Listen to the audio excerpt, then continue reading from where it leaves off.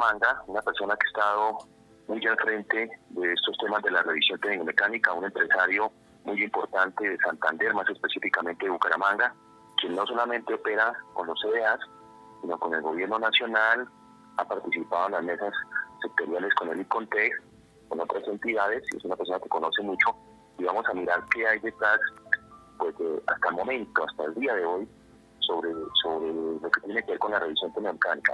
Juan, muy buenos días y gracias por atender este llamado. Gracias, Alejandro, muy gentil, buenos días a todos. Juan, varias preguntas nos asaltan. Hombre, ¿cuáles fueron las medidas más recientes del gobierno nacional a nivel del territorio nacional con respecto a la revisión técnico-mecánica que estaba detenida hasta antes de la última cuarentena y que quedó en un vacío ahí? ¿Qué hay de medidas respecto al gobierno? ¿Qué fue lo que planteó el gobierno originalmente en esta segunda pandémica, segunda cuarentena? Sí, Alejandro, mira, el tema es el siguiente. Hay voluntades de presidencia de hacer una apertura gradual y organizada con todos los protocolos de bioseguridad para que la economía comience a normalizarse poco a poco. En lo que nos compete a nosotros, que hacemos parte de la cadena, el tema del mantenimiento del transporte, en donde están las inspecciones de revisión técnico-mecánica a todos los vehículos, se dio la necesidad de abrir, en el sentido de que hay mucho vehículo rodando que requiere mantenimiento por un lado y requiere que se inspeccione para saber que estén bien, que no sean un peligro para la sociedad tener tanto vehículo circulando. Ya llevamos prácticamente 2 meses en los cuales estos vehículos requieren urgentemente una revisión, requieren intervenciones, y no se ha podido normalizar esto porque el marco regulatorio es muy ambiguo. Hay buenas intenciones, hay buena intención, se quiere hacer, pero a la hora de expedir los decretos respectivos para que se pueda formalizar la apertura, ahí comienza a flaquear el proceso. Entonces, hasta ahora seguimos cerrados todos los centros de diagnóstico automotor a nivel nacional, porque dependemos de un comunicado que emita la Superintendencia de Transportes al organismo que nos vigila, que es el PICOF, para que este organismo pueda abrirnos, como se dice, la llave, la conectividad con el sistema RUN, y se puedan iniciar la expedición de revisiones técnico-mecánicas. Juan, pero nosotros hay un vacío ahí porque se suponía que ya había una apertura de unos CDAs. ¿Por qué se pensó eso rápidamente? No logramos comprender esa parte. Hubo una locución el día lunes pasado en el que se dijo, el presidente, en su alocución de las 6 de la tarde, habló que los centros de diagnóstico automotor, en razón de lo que acabé de comentar, que es una función necesaria en cuanto a la seguridad de tránsito y transporte, se requería que los centros de diagnóstico aperturaran ya. Y él lo habló, pero entre lo que el presidente habla y que se formalice ya, tiene que pasar una serie de procesos. Ahí estamos a la espera de que se den esos procesos, y cada vez se dilatan más y cada vez se agrava más el tema por el tema que ya vemos de la accidentalidad. Ya se está volviendo algo crítico, cada vez más se incrementa la accidentalidad, en parte en que no sabemos cómo se encuentran esos vehículos que están circulando en este momento. Entonces, Juan, hay un CDA, vamos a suponer que hay un CDA en Valledupar, casualmente de un amigo conocido, o hablemos de uno de Fundación Oceanato. ¿Qué debe hacer esa persona de ese CDA para empezar a gestionar su posible apertura? ¿Qué es lo que debe hacer? Bien, en este marco se dice que toda organización que vaya a atender al público tiene que primero que aprobar un protocolo de bioseguridad COVID-19. Todos los organismos de inspección a la fecha lo tenemos aprobado.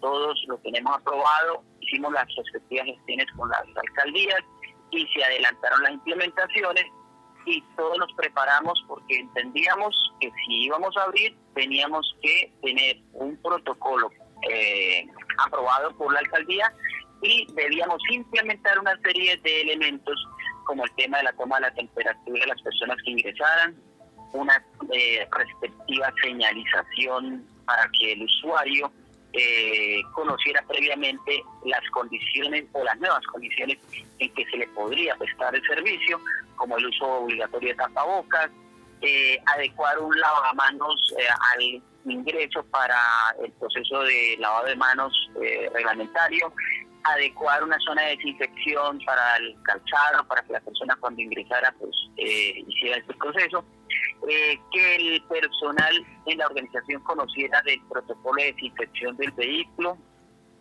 previamente para su manipulación segura, y asegurarnos en todo lo que tiene que ver con este protocolo. Había que hacer unas adecuaciones y ya se hicieron. O sea, nosotros el lunes 11 de mayo, tal como se estaba previsto, se había hablado que se podía ya abrir al servicio público cumpliendo ese protocolo, Juan, cumpliendo ese protocolo, aún así veo que no se puede. Entonces, ¿cuáles serían los pasos a seguir? Porque veo que hay un trámite ante la Super y otras cosas de un registro. Ya a nivel interno, el gobierno, como la suspensión de los organismos de apoyo, entendiendo que los organismos de apoyo están los CDA, al igual que las escuelas de enseñanza, al igual que los CRCs, que son los centros de reconocimiento de conductores, al igual que los CIAs, que es donde se resocializa el conductor que comete infracción. Todos estos se llaman organismos de apoyo al tránsito. Estos organismos de apoyo al tránsito quedaron suspendidos al inicio del tema de cuarentena por razón de que teníamos que estar aislados y obviamente se debía proteger el tema. Todavía no se sabía muy bien cómo poder actuar. Entonces, se suspendieron. Al hacer este trámite administrativo de suspensión, el organismo que nos compete a nosotros es la Superintendencia de Transporte. Ellos nos suspendieron, dijeron, vea, ustedes quedan suspendidos hasta nueva orden. Y para poder nosotros aperturar, el mismo organismo nos tiene que decir, listo señores, ya pueden iniciar la labor. Este organismo, la Superintendencia, debe expedir un comunicado para que los diferentes entes que están conectados con nosotros, estamos hablando del RUL, estamos hablando del intermediador bancarizado, estamos hablando del organismo que nos vigila, que es el SICOP, que son estos organismos que nosotros los llamamos terceros, y que ellos influyen en que esta operación se haga de la manera más transparente, de la manera más organizada. Todo esto solamente se puede habilitar si sale un comunicado de la Superintendencia y hasta la fecha no ha salido. Por lo tanto, ningún centro de diagnóstico automotor puede funcionar desde el momento que quedamos suspendidos, o sea, porque estamos desconectados del sistema. ¿Cómo se ve el panorama, Juan, desde su óptica? ¿Qué cree que vaya a pasar con esa reapertura de esos puntos? ¿Van a ser graduales? ¿Qué cree que vaya a pasar? Y lo pregunto, ¿por qué, Juan? Por varias razones. Una, primero, ustedes son generadores de empleo. No sé cuántos empleos generan. Me imagino que es una cifra muy grande. ¿Cuántos se dan más o menos ahí en el país? Otras cosas, más o menos. El estimado que tenemos nosotros es que se generan 15.000 puestos de trabajo a nivel nacional. Somos alrededor de 600 centros de diagnóstico automotor. Y hacemos parte de una cadena productiva en el país, importante en todo lo que tiene que ver con la seguridad, porque nuestra labor va enfocada en la seguridad, reducir los índices de accidentalidad, asegurándonos de que los vehículos que están andando sean seguros, y la calidad del sistema ambiental. Para allá va mi pregunta, para dos temas. Pero bueno, ¿cómo ve usted el panorama de la posible apertura de sus CDAs? Porque es que, hombre, muchos somos conductores de motos, de carros, de servicio público, de vehículo particular. Pues vemos bien el tema que no sabemos qué hacer los usuarios. Entonces, ¿cómo ven ustedes la posible apertura de esos centros de CDA? ¿En qué tiempo cree, Juan, que se empiecen a aperturar y cómo será ese proceso real?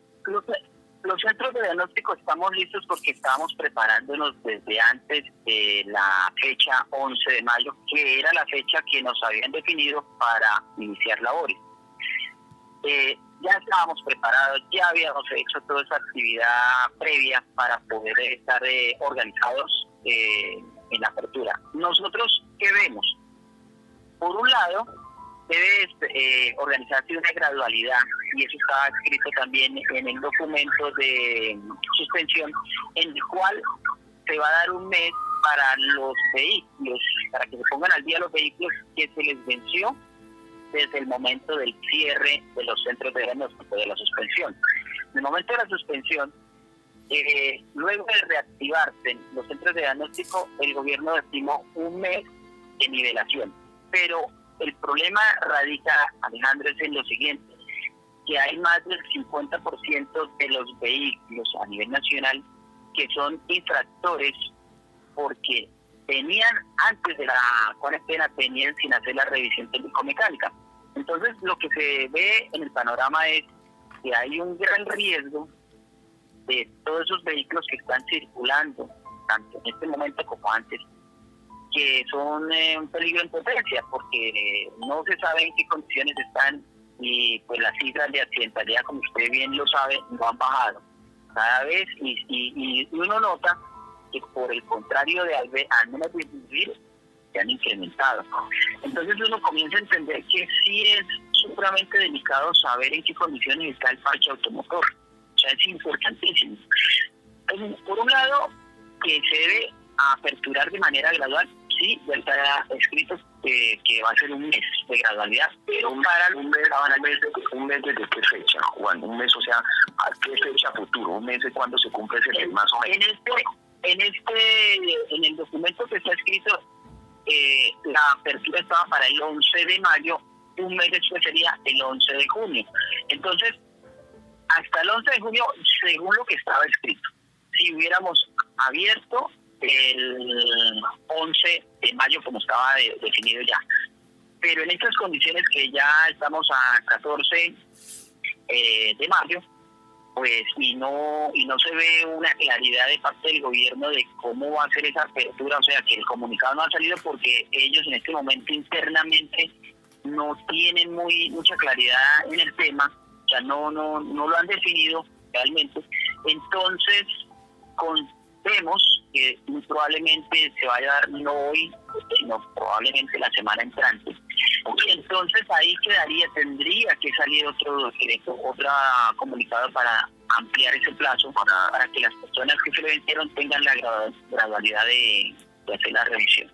Documento que no ha salido, Juan, o sea, en este momento Alejandro Rubio, si quiere tramitar su revisión técnico-mecánica y ve que no se puede, procede, pregunto, a hacer una carta y dirigirla a dónde para que me den el plazo, o sencillamente el plazo se me da en caso de que una autoridad de tránsito me detenga. ¿Cómo sería el asunto ahí?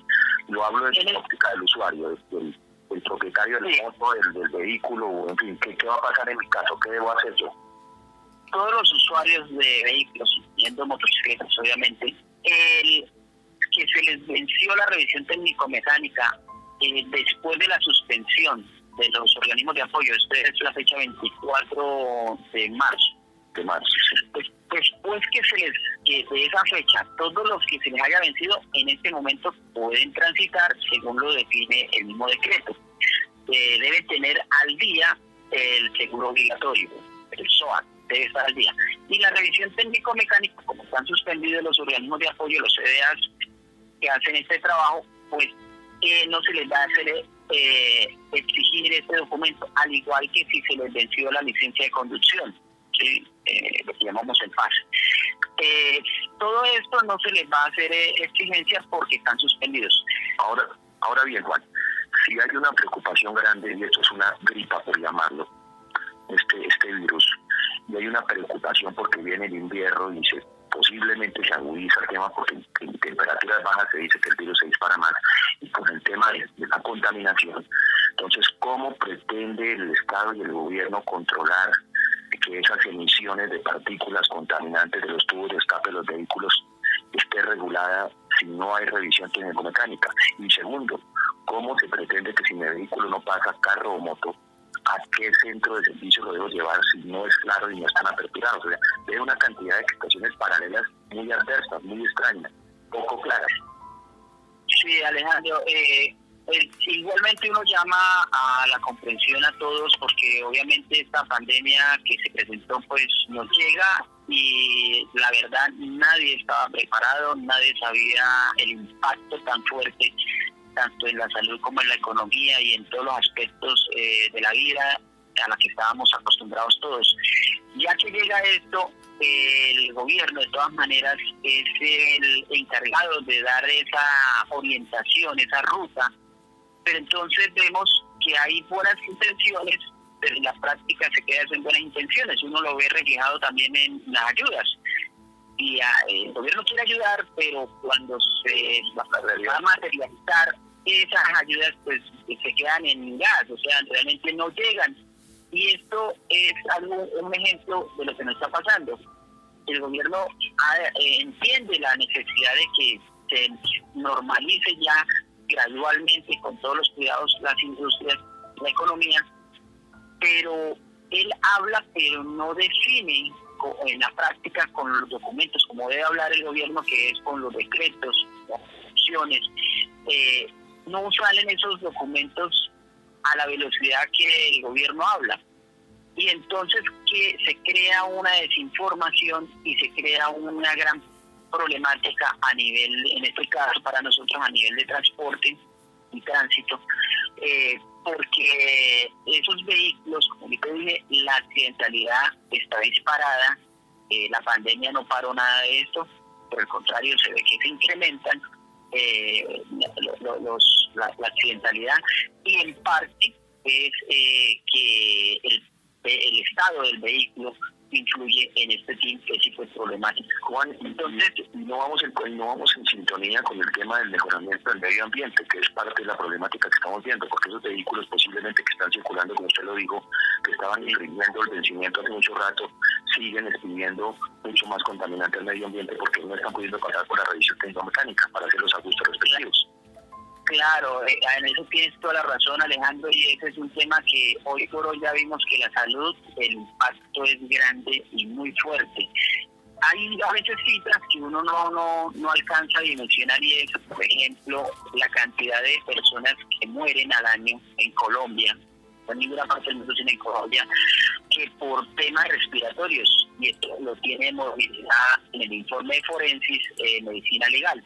Y nos hablan de más de 7.000 personas muertas por temas de calidad del aire, o sea, de enfermedades respiratorias. Voy a decir algo, Juan, que no sé si sea una irresponsabilidad, pero lo voy a decir según la información que permanentemente el gobierno nacional y el gobierno distrital emite, el gobierno de Medellín, no sé cómo está Bucaramanga, pero la problemática con la red hospitalaria tradicionalmente antes del COVID por problemas respiratorios, precisamente por la contaminación. En este momento no se está contribuyendo a que la red hospitalaria baje la demanda, porque muchos vamos a tener problemas respiratorios, no necesariamente por el COVID, sino porque esos vehículos están afuera sin control, como liebres salvajes. Nadie los está regulando, nadie los está revisando. Sí, en eso tienes toda la razón, Alejandro, y ahí es donde uno dice, es urgente que ya se controle esa parte, porque al igual que COVID, que está aportando en este momento 500 muertos, vamos por una cifra aquí en Colombia, hay las enfermedades respiratorias ya desde años atrás nos están aportando 7.000 muertos por año, más con un orden de 50.000 personas que quedan disminuidas en su productividad por enfermedades respiratorias, porque no se mueren, pero sí quedan lisiadas por algún u otro motivo, afectadas porque la calidad del aire, por esas emisiones, por esa contaminación, porque los estudios nos dicen más del 70% de la contaminación ambiental es por fuentes móviles, el resto es por la industria, pero ese 70% se está regando por todas las urbes, o sea, por los centros urbanos, estos motocicletas, estos vehículos. Y mira, Alejandro, algo interesante que nos ha dado pronto la oportunidad de las cosas que uno debe resaltar, es que nos dimos cuenta que el parque automotor de servicio público es el mayor aportante de la contaminación. Equivocadamente de pronto se estaba pensando que era el vehículo particular o que eran las motocicletas, porque los estudios estaban hablando de un tema equivalente, pero ya se confirma que los grandes aportantes del material particulado, de este contaminante que es el que más directamente le pega al humano, es el servicio público, estamos hablando de buses y taxis, y el transporte pesado, porque tiene más de 20 años de antigüedad. Importante información, Juan, importante información. ¿De dónde deduce de pronto esa conclusión que nos está dando? ¿De dónde la saca?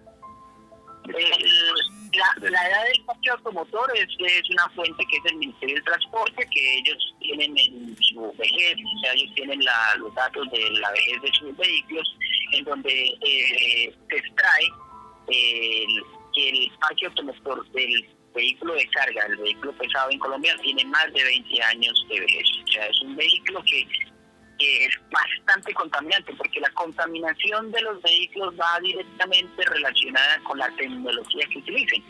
Un vehículo de más de 20 años no utiliza ni Euro 1, ni Euro 2, ni Euro 3, que son tecnologías que permiten que sean un poco más amigables con el medio ambiente en su funcionamiento. Si en ese sentido, no tienen nada. El transporte público está también más o menos guardando las proporciones en esa misma vejez. El transporte público no, el transporte público no, por el marco regulatorio, no debe ser tan viejo, pero viene la contraparte, el nivel de mantenimiento. El nivel de mantenibilidad del vehículo del transporte público no es el más idóneo, por el esfuerzo, por la dinámica que ha venido trabajando a nivel nacional, y entonces eso se ve reflejado en que esos son chimeneas ambulantes. Totalmente. Uno ve que el servicio público, tanto taxis o buses, todo el transporte masivo inclusive, son los grandes generadores de contaminación. Y uno compara cuál es el nivel de emisiones del vehículo particular, que es un vehículo más nuevo, más cuidado, porque tiene un cliente más directo, en comparación de este vehículo que existe, sí, un marco regulatorio, pero no llega a la aplicabilidad para bajar las emisiones de este transporte público. Entonces, lo que tiene que ver en el hoy es importante que atienda en ese aspecto, por ejemplo, el transporte público, que no ha sido revisado, que no ha sido mantenido, porque al igual de ese problema también le alcanza a los talleres. Los talleres de mantenimiento son muy pocos los que han podido aperturar, muy pocos, y lo han podido hacer a través de una serie de condiciones que son lo del protocolo de bioseguridad, que sí se está cumpliendo, y de otros elementos que es de cumplimiento, pero no ha ido a la velocidad que se debiera atender, porque este es un riesgo altísimo en cuanto al fenómeno de calidad del aire, que ya como lo habíamos hablado, es delicado para la salud. No estamos diciendo que COVID no es importante, no, COVID, claro, nos llegó, es un problema que hay que atender, pero si vemos en cifras, se nos está muriendo mucha más gente por accidentes de tránsito, se nos está muriendo mucha más gente por enfermedades respiratorias en comparativo en este momento con COVID. Casi que me atrevería a decir más que el problema respiratorio puede ser inclusive más agudo. Yo no sé por qué pienso, Juan, en todo el trabajo que hemos hecho en Publimotos. El trabajo respiratorio puede ser uno de los más delicados en este país, pero bueno, ya lo dirán los especialistas. Juan, en conclusión, podríamos decir que entonces los usuarios de las motos, los usuarios de los vehículos en general particulares y demás, en estas condiciones actuales a hoy 14 de mayo, lo que hay en teoría es que nos debemos de esperar hasta el 11 de junio si no emana otra medida el gobierno nacional. Sí, bueno, para la revisión tecnomecánica, pues quedarnos quietos los que tengan vencido después de salida del decreto del 24 de marzo, donde fue inicio de la cuarentena, estos vehículos pueden seguir circulando sin la revisión técnico-mecánica vigente, pero los que se les venció antes es mejor que los guarden, porque en los operativos van a quedar guardados y están suspendidos también los tránsitos. Es un vehículo que no se va a poder retirar de los patios, no se va a poder hacer, y las cuentas van a ser bastante elevadas al momento en que vayan a terminar. Son importantes esa información. Los que se les venció antes del 24 de marzo su revisión técnico-mecánica, si siguen los guardados, se pueden ver expuestos a un problema muy serio de guardar los vehículos mucho tiempo hasta que se habiliten nuevamente los CEAs y los centros de servicio, donde van a tener que los vehículos a hacer los ajustes respectivos. Muy bien. Eso es. Muy bien. Bueno, Juan, ya sabemos, Alejandro, que cualquier paro de una máquina que está funcionando, y esto aplica para todo, rehabilitarlo nuevamente en funcionamiento requiere intervención. Y ahí también es otra problemática que tenemos, ¿sí? Reactivar nuevamente este parque automotor que está detenido. Sí, cierto, baterías se descargan, sistemas de alimentación de combustible se bloquean, en fin, sufre mucho parqueado un vehículo quieto en unos patios, totalmente, va a pasar el deterioro por el medio ambiente que va a sufrir. Bueno, Juan, entonces pues le agradecemos mucho esta información, de verdad, muy puntual, muy clara, y bueno, ya sabemos entonces, los que se nos venció en la revisión técnico-mecánica después del 24 de marzo, a esperarnos en teoría hasta el 11 de junio, fecha en que vence esta nueva cuarentena, a no ser que el gobierno nacional emane otra medida con carácter urgente, y los que se les venció antes del 24 de marzo están expuestos a que les inmovilicen sus vehículos con el atenuante de que puede quedar detenido hasta que no van a habilitar los CEDAs, pasen por ahí y esa cuenta les va a salir por un ojo a la cara, aparte de los daños que se les van a agudizar en sus vehículos en los patios. Es correcto, el club lo ha dicho muy bien, Alejandro. Igualmente yo agrego un último punto, y es apenas habiliten los centros de diagnóstico por protocolo, se debe pedir cita previa y no esperar a última hora, porque hay represado ya en este momento 2 meses de revisiones técnico-mecánicas. Eso implica que en el momento en que aperturen los centros de diagnóstico es importante que las personas estén atentos, no esperen a último día, porque si esperan a último día muy probablemente no los van a poder atender. ¿Qué cifras tienen en la cabeza así por encima, Juan, de vehículos, y hablando puntualmente de motos o de particulares o públicos en Colombia que deben de pasar por revisión, más o menos, en qué talla? ¿Cuántos vehículos tiene Colombia más o menos? El parque automotor en general en Colombia está alrededor de los 15 millones de vehículos, de los cuales estamos hablando de casi 9 millones de motocicletas. ¿Sí? Y como teníamos un problema de que no se estaban revisando en las fechas en que debían atenderse, hay una evasión muy alta que corresponde a más del 50% de evasión de la revisión técnico-mecánica.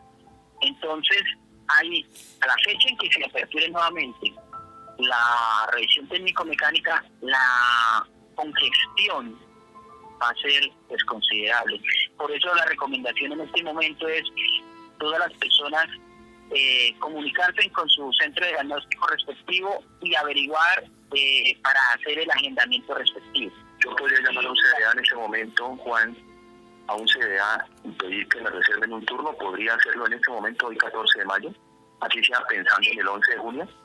Correcto. Normalmente todos los organismos de revisión técnico-mecánica estaban listos, o sea, estamos listos desde el 11 de mayo. Eso indica que del 11 de mayo estamos recibiendo agendamientos.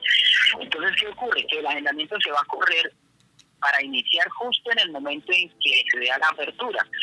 Esperábamos que fuera el lunes 11 de mayo, pero no se dio, entonces se está corriendo cada día ese agendamiento, y obviamente las personas que han llamado para pedir el turno se les corren en ese mismo cantidad los días para que vayan a hacer la respectiva revisión técnico-mecánica. Entonces la invitación es que todos los usuarios llamen a su organismo de revisión técnico-mecánica y pidan la agenda, pidan la cita, y así van a ser más organizados y se van a evitar dolores de cabeza. Ya sabemos que este nuevo post-COVID, la apertura que tenemos va a ser con cita previa. No se puede llegar y me atienden de una vez, no. Debe venir con cita previa para que sean atendidos siguiendo el protocolo que debemos implementar todos los organismos de revisión técnico-mecánica. Ok, Juan. Bueno, Juan, de verdad que un agradecimiento muy grande por habernos atendido a estas horas de la mañana del 14 de mayo. A las personas que quieran mayor información, ¿a dónde pueden dirigirse en el Ministerio, en el Gobierno Nacional? ¿A dónde pueden comunicarse, Juan? En este momento, la disponibilidad de la información en el Ministerio del Transporte es abundante, o sea que hay que estar atentos. En el momento en que se dé la apertura de los organismos de revisión técnico-mecánica, se va a dar una información masiva y pública, pero estar atentos. que el Ministerio del Transporte es el que va a dar esa fecha concreta, va a decir a partir del día tal se inicia el servicio de revisión técnico-mecánica. Por último, en Bucaramanga, ¿cómo se llama el CDA que ustedes tienen o los puntos que ustedes tienen de CDA, Juan? Los centros de diagnóstico automotor que funcionamos en el área metropolitana de Bucaramanga, estamos ubicados en todos los municipios del área. No, y atendemos los puntos que usted gerencia, que usted tiene para CDA directamente. Me especialicé en un organismo de inspección para motocicletas, por eso Alejandro somos muy conocedores del tema, y estamos ubicados en el municipio de Girón, sobre la avenida Los Canelles. Ese es muy reconocido el organismo de revisión técnico-mecánica a nivel del área metropolitana, porque somos especializados en motociclistas y tenemos todo el tema tanto de inspección como próximamente lo de las licencias de conducción. O sea, el tema nuestro es la seguridad vial y estamos comprometidos al 100% en que nuestros usuarios tengan todo lo necesario para que se puedan transportar de manera segura. ¿A qué número se pueden comunicar para ir agendando todo este tipo de citas allá con ustedes? Pueden solicitar en el 318-411-1313. 318-411-1313 es el número vía teléfono WhatsApp, es más fácil por el WhatsApp. Dicen el número de la placa, el nombre de la persona y que piden la cita, y a vuelta del mensaje de texto le decimos le corresponde el día tal hora. Ese día se va corriendo dependiendo de la fecha de inicio de apertura. Entonces el día 1, el día 2, el día 3, después de la apertura le corresponde la fecha a la hora tal. Ok. Juan, nuevamente ahora sí, muchas gracias por todo. Cualquier cosita que de pronto aparezca nueva lo vamos a estar molestando. Muchas gracias. Claro, Alejandro, con mucho gusto y siempre para servirles.